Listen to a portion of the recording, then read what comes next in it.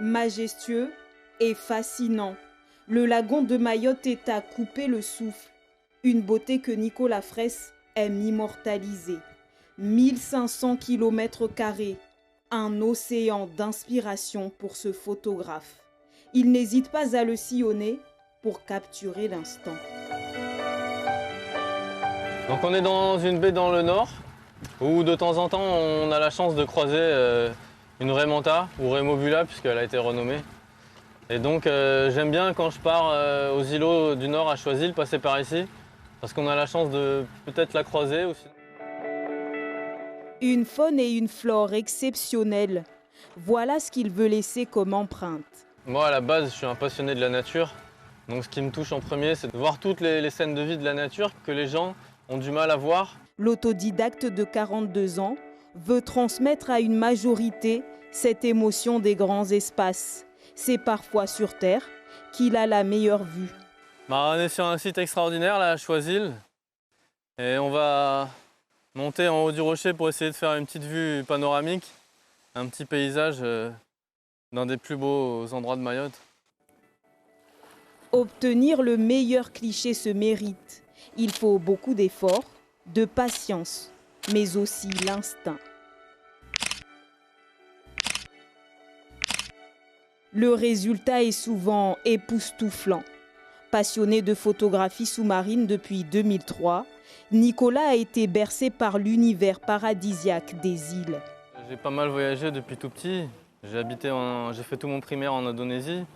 Et depuis enfant, j'ai plein d'images dans les yeux d'endroits paradisiaques, des montagnes, des horizons, enfin tous les paysages. Et depuis toujours, j'avais cette sensibilité à l'image.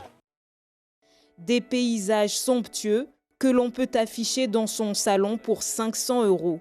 Auto-entrepreneur depuis 2018, le comité du tourisme est à ce jour son plus gros client. Nicolas aime partager cet amour de la photo avec un autre passionné, Ibrahim. Ce dernier trouve en cet art le moyen de laisser un témoignage.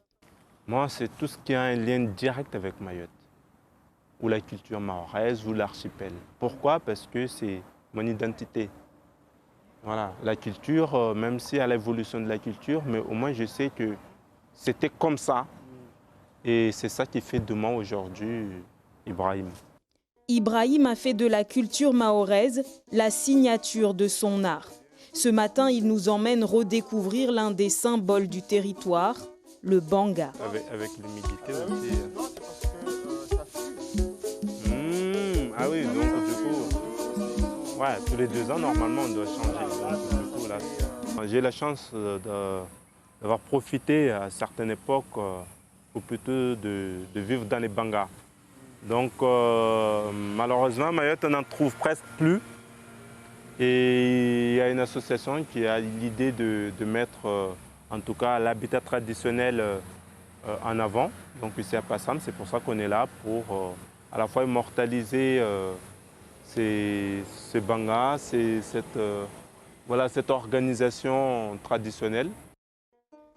Les agences de voyage constituent sa principale clientèle et ses proches amis, ses fidèles soutiens. Ce qu'il est en train d'entreprendre, c'est vraiment bien parce que lui, il s'est focalisé sur notre patrimoine. Donc c'est ce qui est très important parce que cet patrimoine est en train de le perdre. Après son master en tourisme en 2013, Ibrahim revient à Mayotte faire revivre sa passion. Une passion dans laquelle il est tombé très jeune.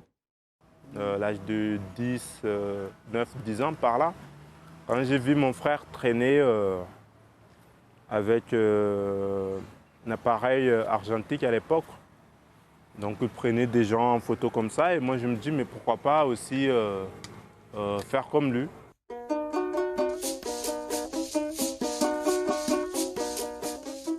Cet enseignant de profession est en quête perpétuelle d'émotions, des scènes de vie qui font toute la différence.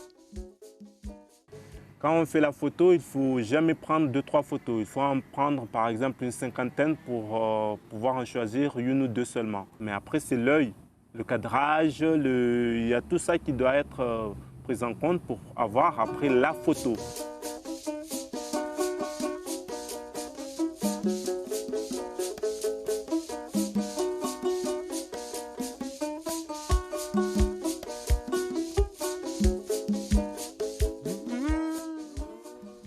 L'œil affûté, derrière leurs objectifs, Ibrahim et Nicolas partagent leur perception de la vie. Chacun avec son regard, sa sensibilité. Ils valorisent ce que Mayotte a de plus beau.